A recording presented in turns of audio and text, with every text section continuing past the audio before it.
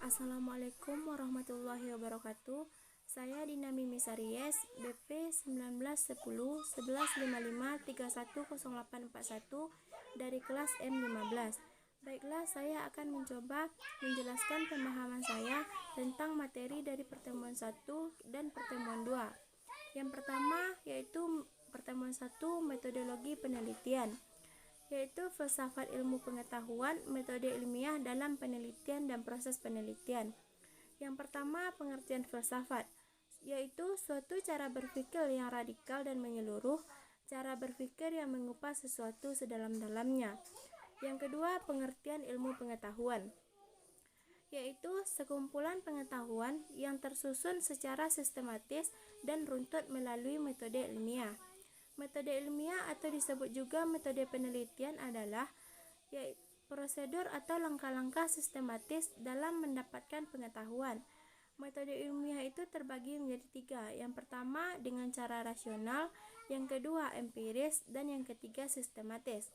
Langkah-langkah sistematis tersebut meliputi: yang pertama mengidentifikasi dan merumuskan masalah, yang kedua menyusun kerangka pemikiran, yang ketiga merumuskan hipotesis, yang keempat menguji hipotesis, dan yang terakhir menarik kesimpulan.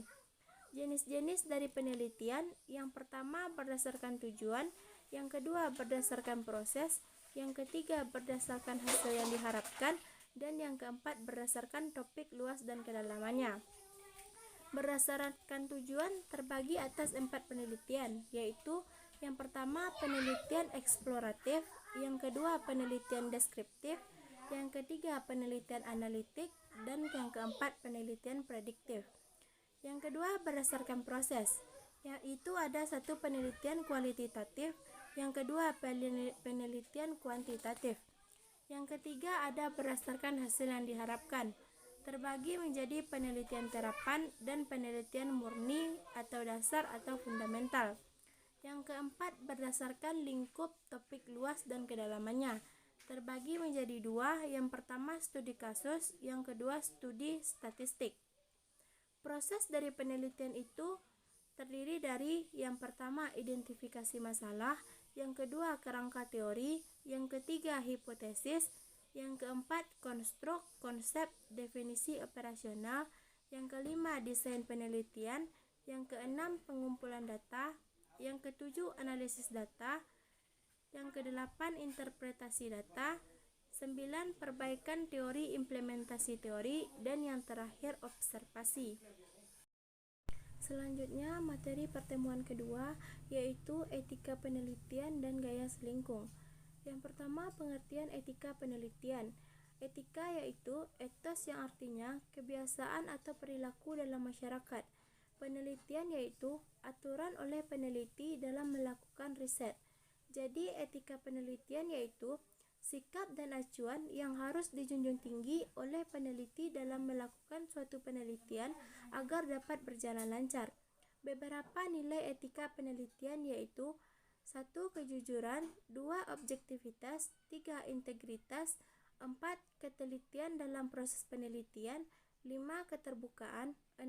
Penghargaan terhadap haki, 7. Kerahasiaan atau responden, 8. Publikasi yang terpercaya, 9. Pembinasaan yang konstruktif, 10. Penghargaan terhadap KDGA, 11. Tanggung jawab sosial, 12. Tidak melakukan diskriminasi, 13. Kompetensi, 14. Legalitas, dan 15. Mengutamakan keselamatan manusia.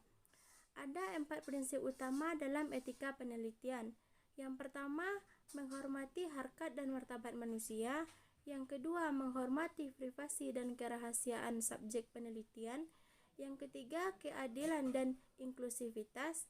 Yang keempat, mempertimbangkan manfaat dan kerugian. Pelanggaran etika kegiatan ilmiah, misalnya 1. Plagiarisme atau kopi karya orang lain. Akibatnya yaitu pengusilan sosial dan bahkan ada sanksi yang lain. Selanjutnya ada gaya selingkuh, yaitu merupakan pencari kepribadian dan jati diri suatu berkala dari suatu penerbit karya ilmiah. Ada 4 komponen yang menentukan gaya selingkuh, Yang pertama, perwajahan atau format. Yang kedua, pola penulisan. Yang ketiga, kedalaman. Dan yang keempat, kerincian penyajian. Sekian materi yang saya pahami dari pertemuan 1 dan pertemuan 2. Jika ada salah dan janggal, saya mohon maaf. Saya sudahi dengan Assalamualaikum warahmatullahi wabarakatuh.